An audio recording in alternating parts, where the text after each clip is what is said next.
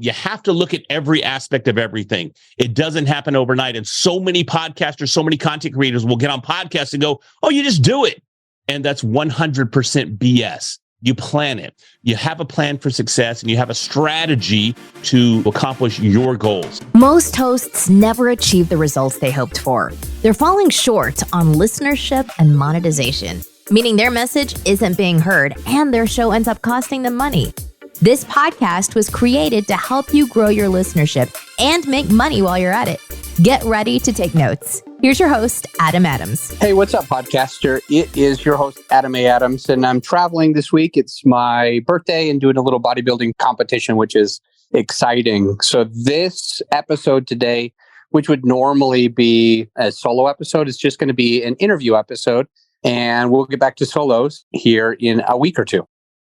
Hey, what's up, podcaster? It's your host, Adam A. Adams, and today I'm joined with someone who speaks at a lot of the podcast conferences. He's been doing podcasting for a while, and he's got an interesting journey. I'm sure we'll touch on it. His bio is already in the show notes. Also, the link to Red Hat Media is in the show notes. That's his company.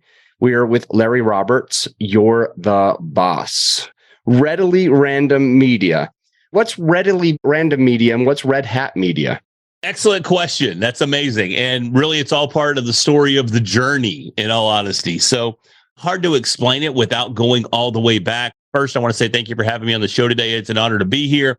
I was really blown away when you reached out and said, hey, Larry, I'd love to have you on the show. It meant a lot to me. So thank you for this chance to come on the show and hopefully provide some value to your audience. I started podcasting in 2014, and my very first podcast was a comedy podcast. And the comedy that I relate to, let me just lay the foundation there. I'm 50, okay?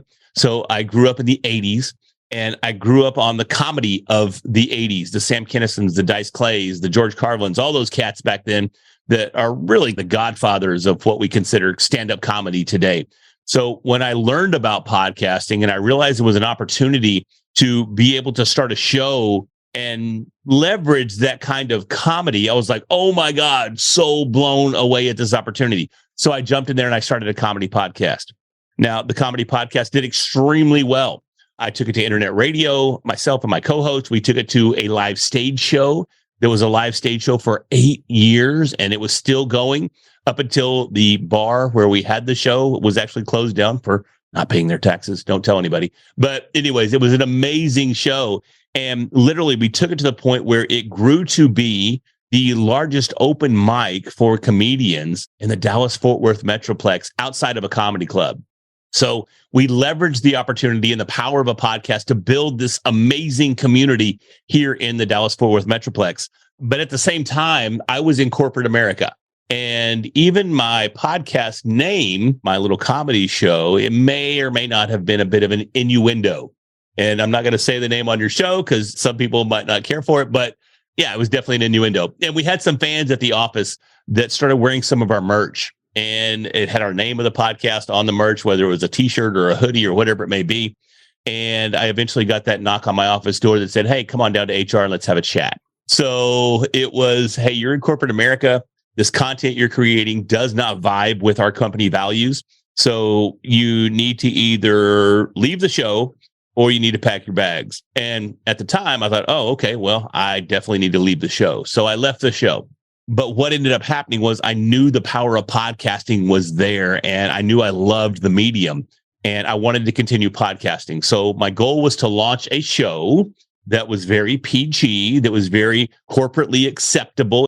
And all I could think of at the time, and keep in mind, this was probably back in 2016, 17, I didn't know anything about the podcast industry. I didn't know anything about building a podcast.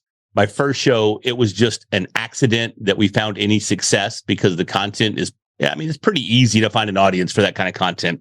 So what I ended up doing was starting a podcast, and the only name I could think of was Readily Random, because I had a blog way back in the MySpace days. Okay, definitely dating myself there. And I had a blog by the same name. And it was innocent enough. It wasn't offensive in any way, shape, fashion, or form.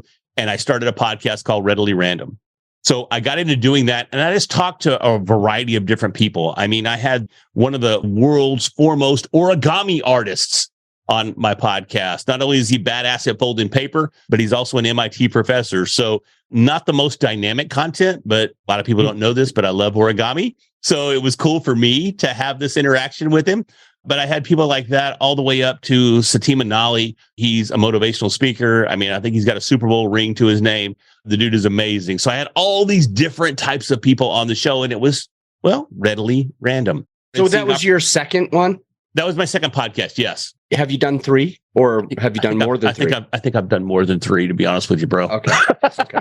So if we can, what makes a show successful or not successful? Is it the marketing behind it? Is it the audio quality? Is it the guests that you have? What would you say in your experience is making or breaking podcasts? Man, I think it's all the above, honestly. And it really depends on the creator. A lot of folks go into podcasting, and you mentioned audio quality. I mean, the technical aspects, first and foremost, are absolutely critical, especially today. The content creation space is very, I won't say it's flooded, but there's a ton of content creators out there. There's a ton of podcasts out there.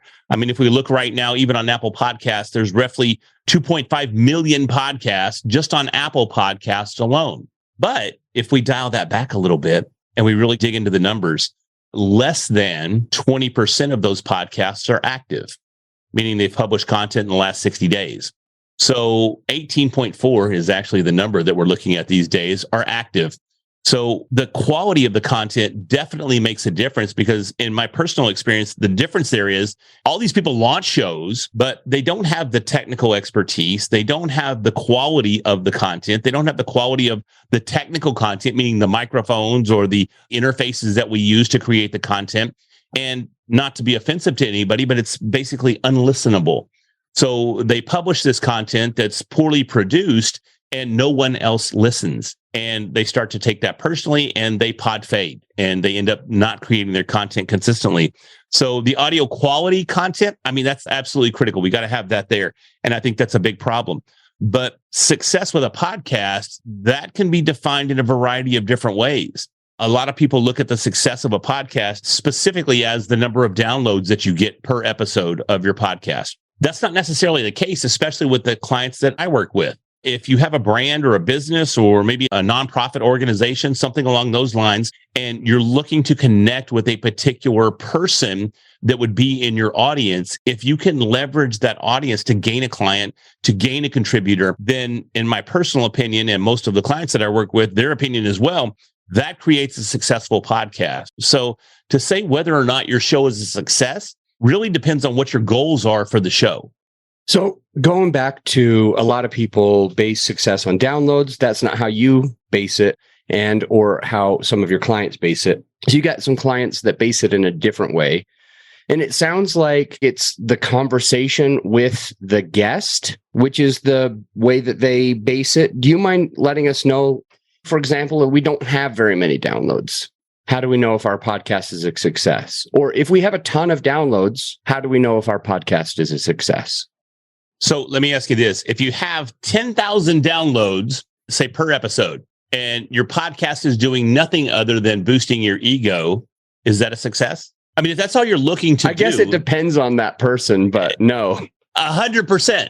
The people that come to me and go, hey, I want to be the next Alex Hormozy, or I want to be the next Gary Vee, or the next Joe Rogan. Look, guys, that's just not going to happen. It's just not. The odds of that happening are so minuscule. So why don't we step back and take a look at why we're doing the podcast in the first place? And one of the first things that I talk to my clients about is, how do we launch a podcast, or how do we grow an existing podcast with a plan and a purpose? So what is your purpose for doing the show? That's the biggest question.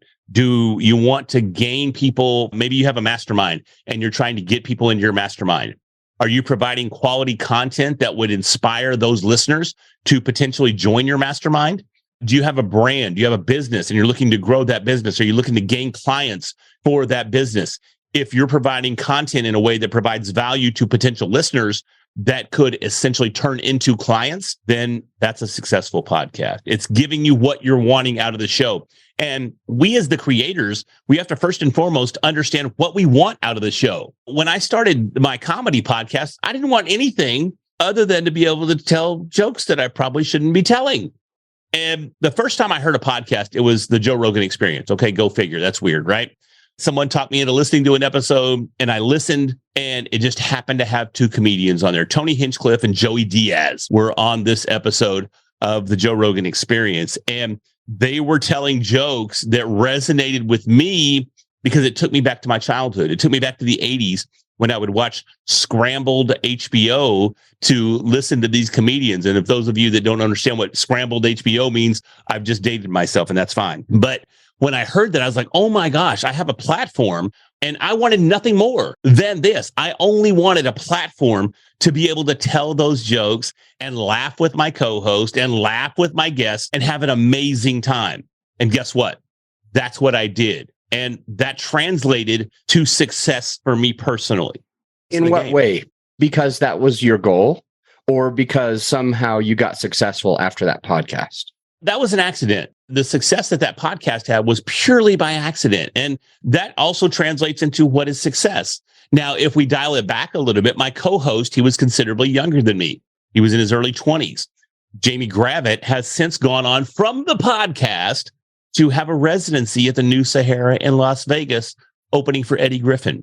He just crushed it in Austin, which is now the comedy capital of the United States. He just crushed it last week in Austin by winning the best comedy sketch. And it's where a lot of comedy takes place in Austin. Austin has become the comedy capital now that Joe Rogan has launched his comedy club. So from my perspective, that was a ton of success. It got me on stage. It got me the opportunity to do a set at the Addison Improv in Dallas, Texas. So that was success for me. I got to be able to get in front of a crowd and do comedy. Comedy was always an escape for me. So that translated to podcasting success. Based on the success of the podcast, it opened up all these doors. So if that's your definition of success, then great. But what I do today is totally different than that. I tend to work with brands and businesses, and we launch branded podcasts, which are an extension of their business. And typically their goal to judge success is to gain clients from the show. So you can see there's a major difference there in what is a quote unquote successful podcast. Larry, you've said a lot. There's so many notes that I've taken, and I could really go any direction. What I intended to do when starting this podcast was really talking about how do we brand ourselves. And so I want to go back to something you said. You're not going to be the next Alex Hormozi or Gary Vee. And I think you might have said something like, so get that out of your head. It's just not going to happen. Yeah. However, you are teaching businesses and brands how to brand themselves. You're teaching podcasters how to brand themselves. You've done a remarkable job branding yourself. We all know what Red Hat Media is. And when I say we all, I mean like anyone in the podcasting space. So you are in the podcasting space. You speak at different conferences. I think you just were speaking again at Podfest. And I think probably Pod Talks, and I think probably Pod Movement. So there's something that you're doing, and maybe arguably it's not Gary Vee. Maybe you don't have 10 million, 20 million, 100 million fans. But in your space, you've done really well. And it's gotten you so busy that you support podcasters, you believe in podcasting. You don't podcast. It's been a couple of months since you published your last episode. You're one of those ones that fell off that you mentioned, what was like 60%, 90% fall off or aren't publishing. So I want to understand, I think that you're better than you think. Like you start all over today. I can see Larry Roberts doing a new business. You're going to crush it. There's something in you. There's things that you are looking at. There's things that you see that get you at least big in your space. In whatever space you chose, I know you would get there. So the listener probably needs that. And the listener is probably thinking like, what do I do to get noticed? Do I have to wear a red hat? Or do I have to have a podcast? Or Larry stopped recording his podcast a couple months back. Should I stop recording mine? I think that there's more to it. Maybe not the literal Gary Vee, but teach us, teach me, teach the listener, what is the formula or the work or the drive or the ethic that needs to happen to be like top 5 in your space all the time? Sure. Number 1 is persistence. And number 2 is lack of ego. And number 3 is a dedication to accomplishing that goal. I founded Readily Random Media. You had asked that question earlier, and I don't know that we ever got around to answering it. But Readily Random Media was an extension of the Readily Random podcast. I saw opportunities to start monetizing in the podcast space in a way that most traditional podcasters don't consider. So I started seeing opportunities to monetize through speaking, through creating courses, through writing a book, through becoming an Amazon #1 bestseller of that book. So all of these components came together to help me take that next step and help me leverage what I was doing to literally turn it into a business. And Readily Random didn't mean a whole lot. As a podcast, it didn't tell anybody what that podcast was about. It didn't target a specific audience. It didn't provide any insight to the goals of what I was trying to accomplish as a content creator. It did nothing. And after that success of my first podcast, coming into Readily Random, it was like a punch in the gut because I was used to seeing big numbers from that first podcast. And Readily Random wasn't producing those numbers. 30 downloads per episode sucks, at least in my opinion. Some people may have a podcast and go, oh, cool, 30 people listen.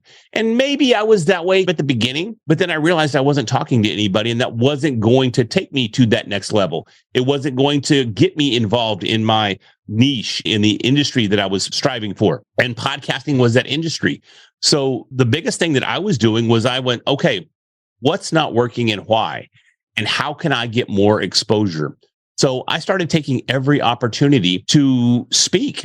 My professional background, and I was in corporate America. I have a 25-year corporate career behind me. When I left corporate America, I was a business intelligence analyst in IT. So I was leveraging some high-end Microsoft business intelligence tools to take data from a variety of different data sources and slap them all together and then write reports and analysis based on that data. It sounds really fun.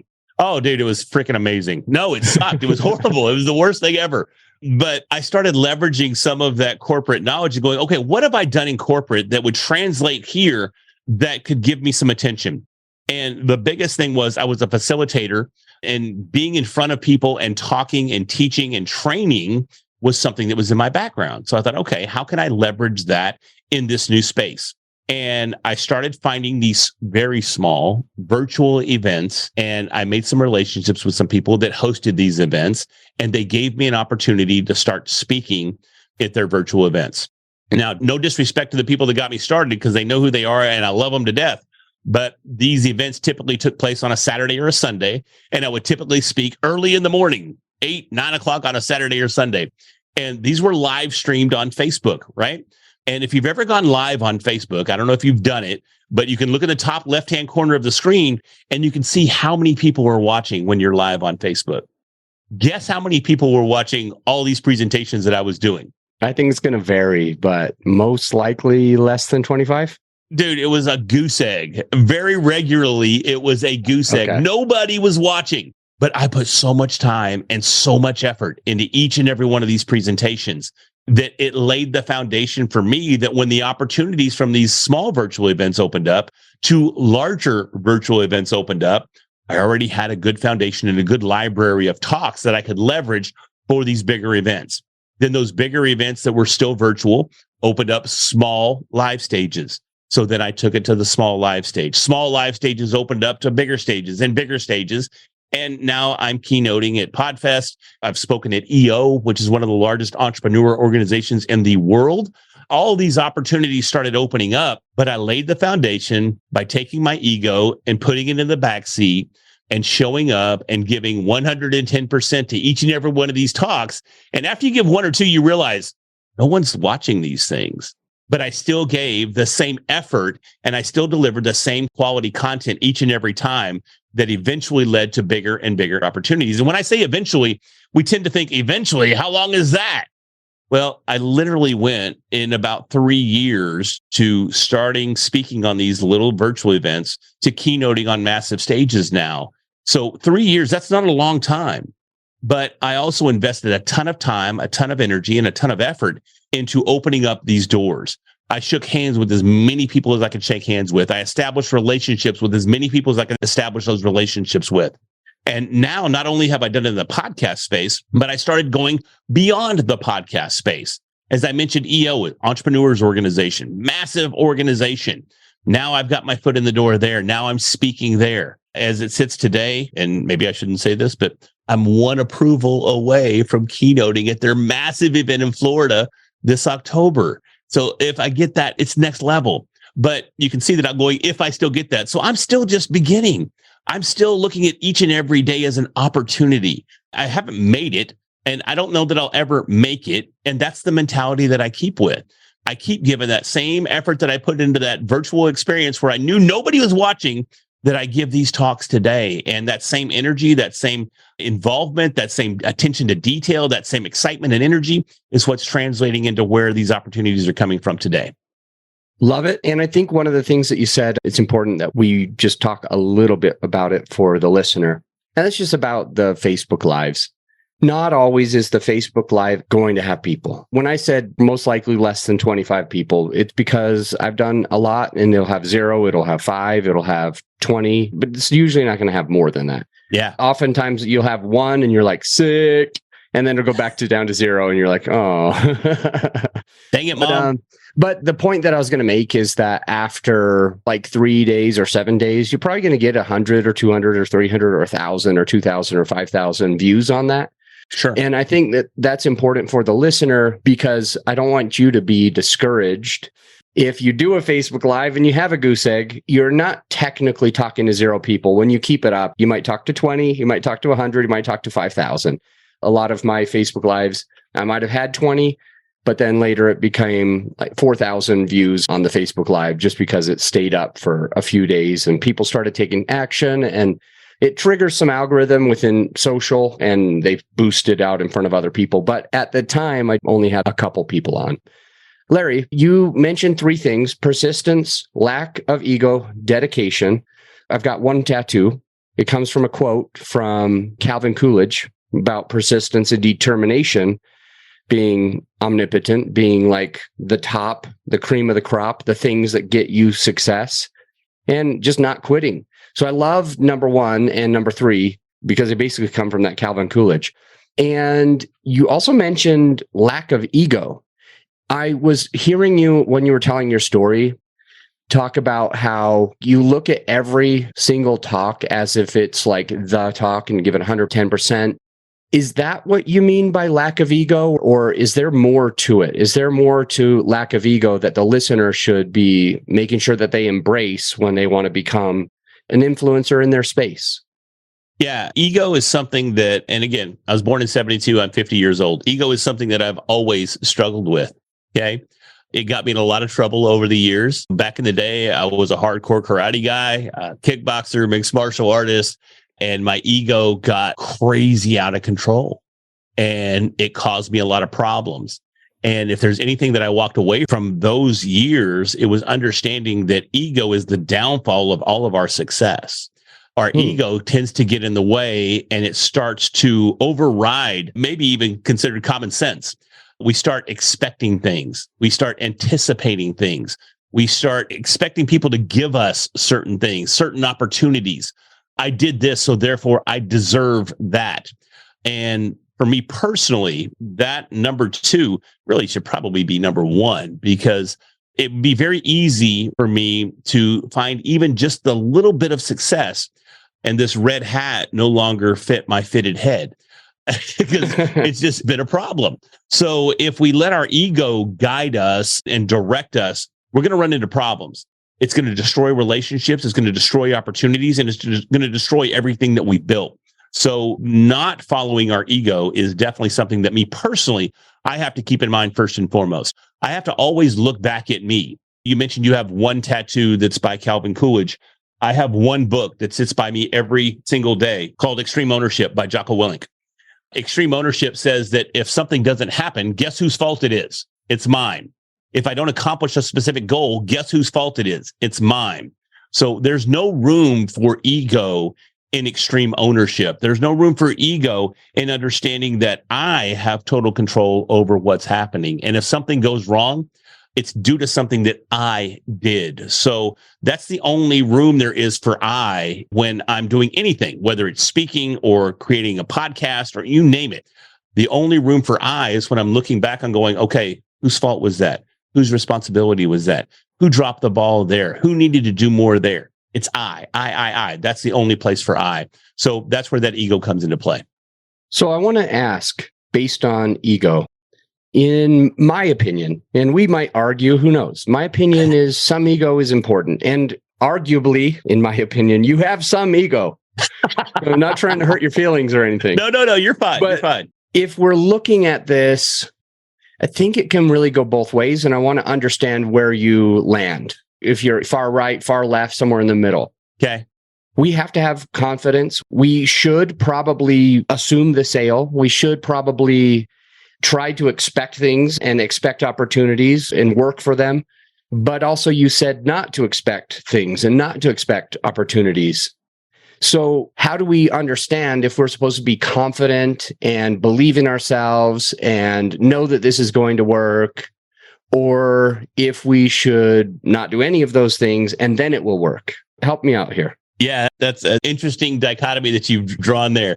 And confidence is absolutely key. I mean, yes, I'm an extremely confident individual. When I speak to someone, I'm speaking from a place of confidence. And that confidence doesn't necessarily come from ego. It comes from accepting the fact that I've done the work. I've done the homework. I know what I'm talking about. And I don't just say that from, oh, well, I know what I'm talking about.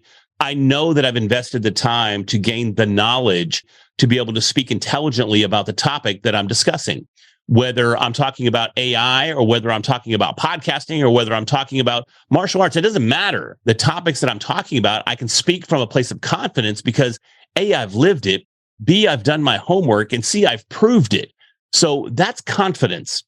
That, in my personal opinion, is not ego. Ego is when you look back and go, well, I was on this stage, so now I definitely need to be on this stage. And if they don't put me on this stage, it's because they're whatever. But that's the difference there. Having confidence is absolutely critical. You should definitely assume the sale. You should definitely assume that you are going to land that speaking gig, that you are going to get on that podcast that is your dream podcast to be a guest on.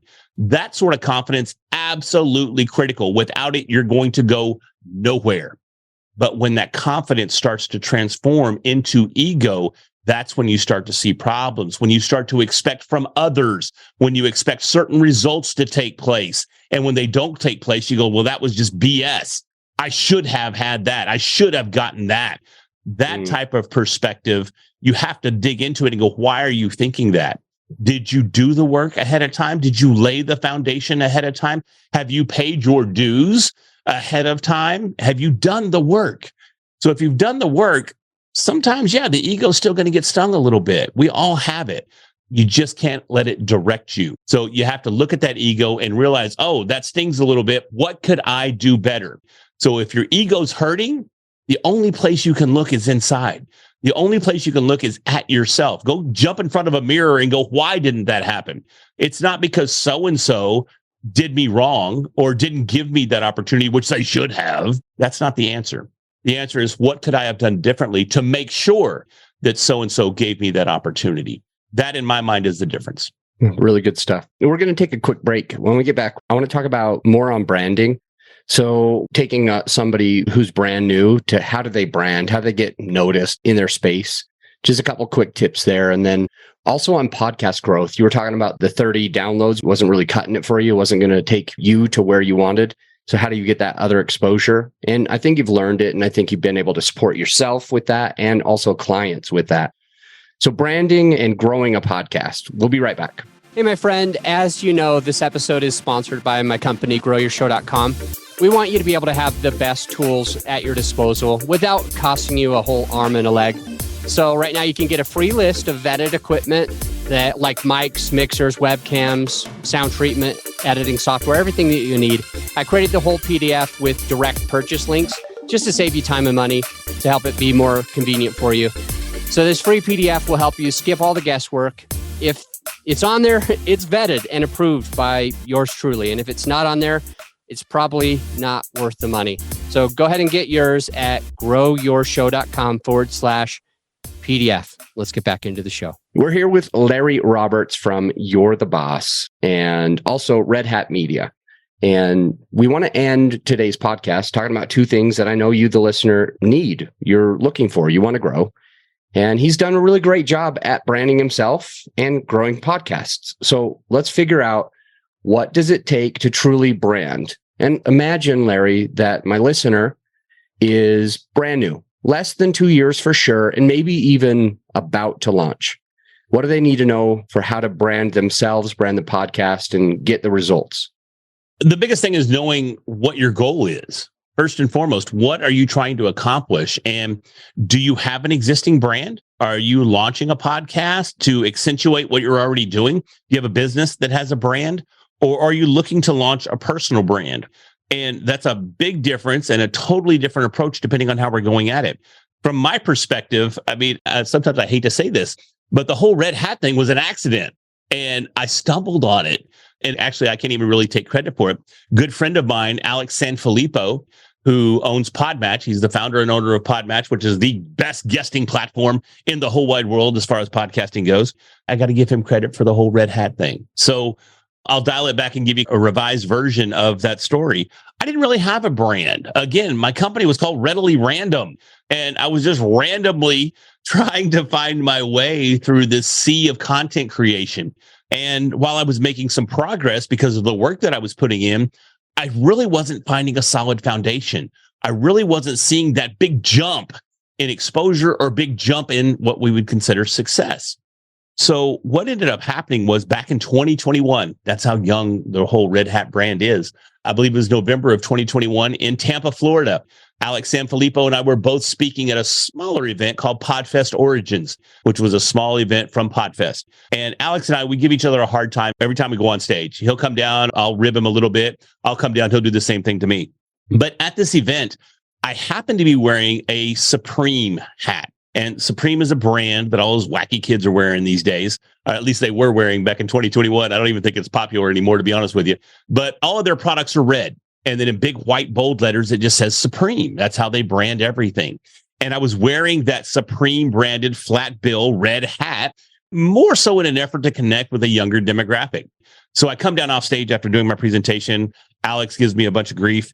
And then he goes, "But seriously, dude, why are you wearing the Supreme hat?" And I told him the story. And he goes, "Well, that's great and all, but why are you wearing their products? Why are you giving that brand attention? Are they paying you?" And I said, "Look, dude, no, I'm a 48-year-old white male. They're definitely not paying me for their branding in any way, shape, fashion, or form." He goes, "And you got to ditch the hat." But he goes, "I tell you what, I love the red hat on you because I'm a big guy. I'm 6'3", about 240. And the red hat on my dome just really stands out like a lighthouse or like a beacon in the night. So it really makes me stand out in crowds."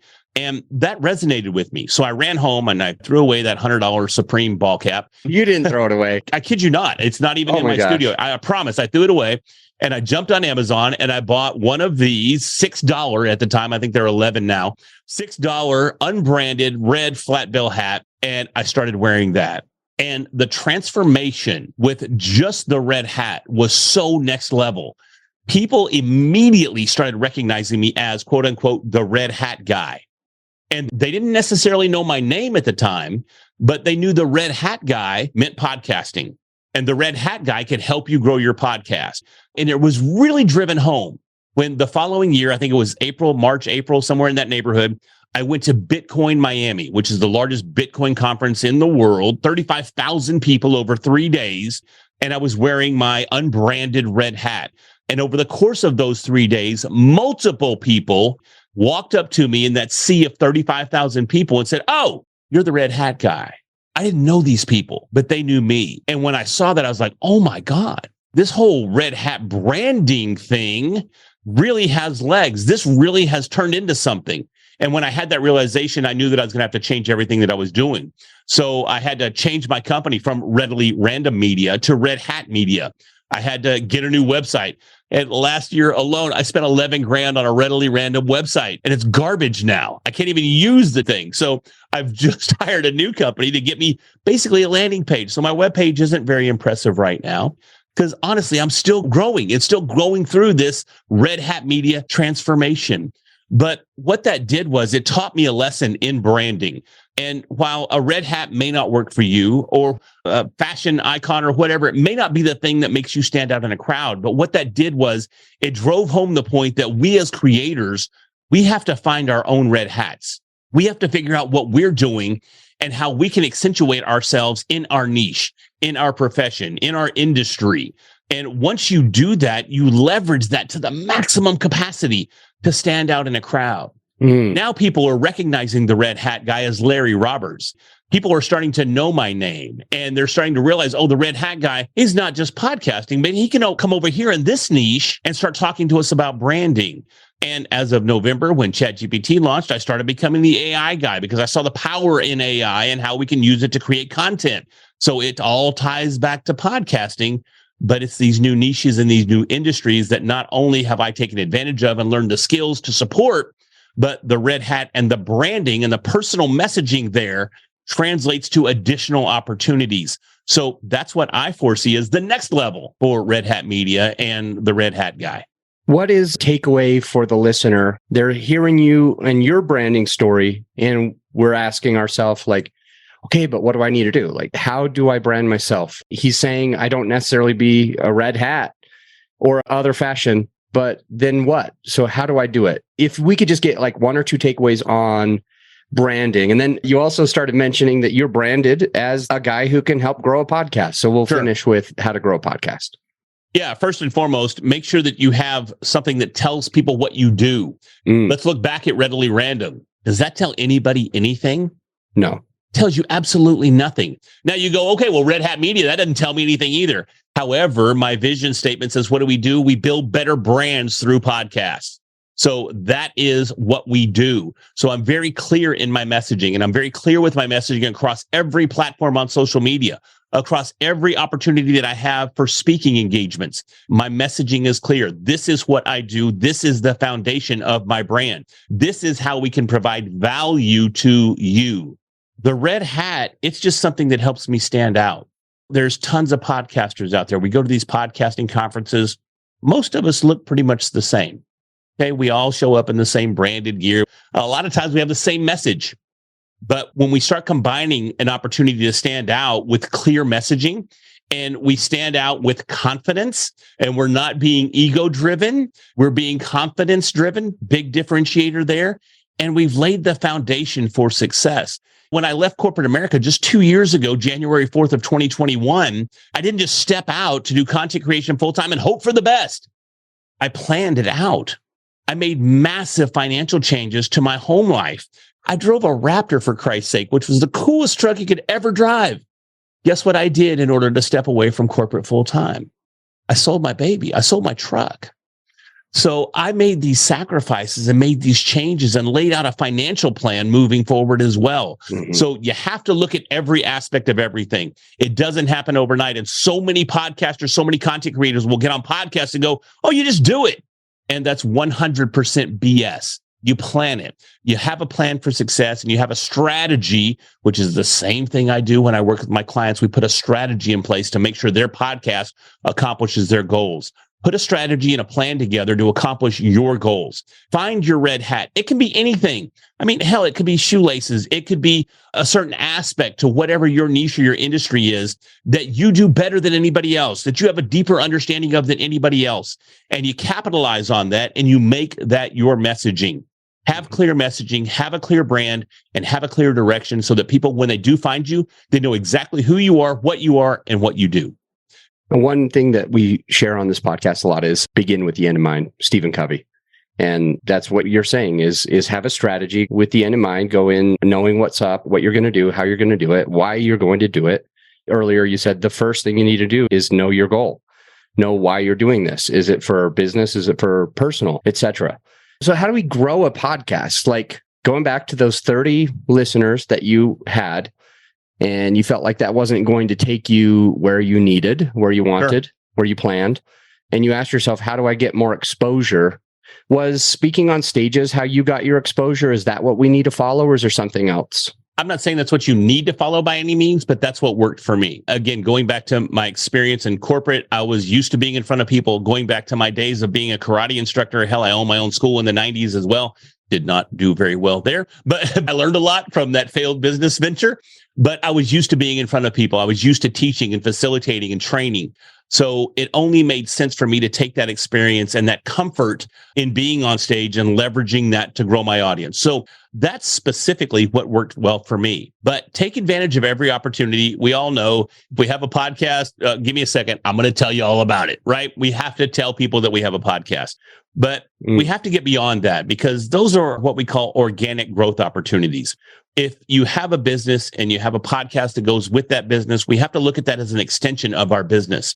We typically have to treat that as part of our marketing department. So if you're leveraging ads to grow other aspects of your business, why are you not leveraging ads to grow your podcast? Why are you not taking a percentage of your marketing budget and not pouring that into your podcast? You want it to grow. It's literally no different. So there are a ton of opportunities there where you can run paid ads, not necessarily on social media. I do not recommend that. One of the biggest things that I've seen is to run ads on the podcast apps. I think that's an amazing opportunity for growth. Doing podcast swaps is a great opportunity as well. Find another podcast host that's in your niche that has a similar show with a similar audience. Go be on their show or run ads on their show. Trade out ad inventory on your shows to run ads for their shows. And in turn, they run ads for your shows, leveraging each other's audiences to grow. That's an excellent way to do it as well. I was involved in a deep dive over the last probably 10 to 12 months, looking at the best ways to grow shows. And those swaps were some of the best ways that we saw results outside of paid advertising. So if you have a budget, great, leverage that. If not, get out in the public, shake hands, kiss babies, join your Rotary, join everything, and tell everybody that you're the podcast person, you're the subject matter expert, you're the leader on this particular topic in your niche, and you'll start to see that growth. Boom. Larry, thank you for jumping on the show. I appreciate it. It was kind of you to say that you were honored, but we're honored to have you. Thank you. Really appreciate you. We got so much information. Launch, listen, audit with goals, comedian, live stage, 8 years, technology. Oh, unlistenable. I was going to say one quick thing. You were like, I don't want to be mean, but I'll say unlistenable. Yeah. If the audio quality is that bad, I agree with you.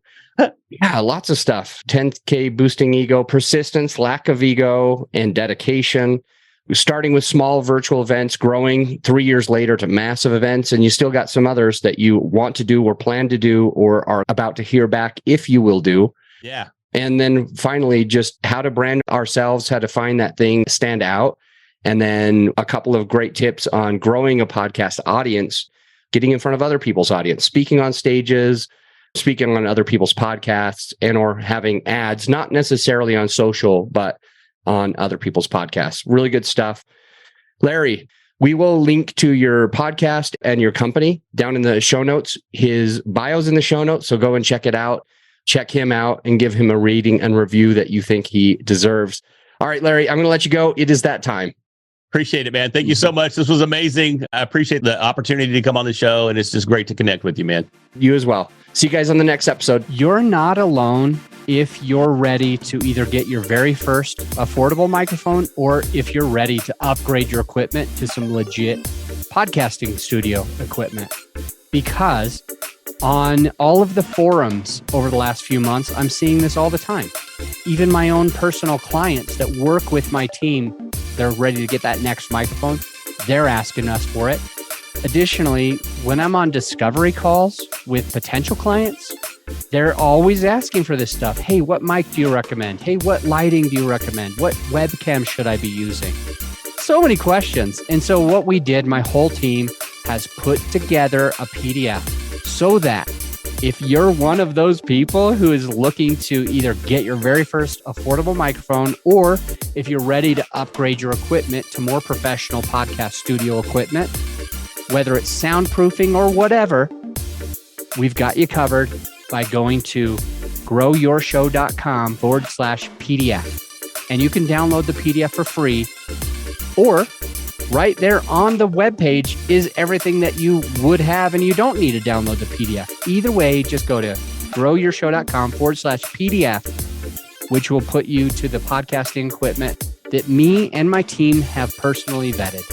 I'll see you on the next episode.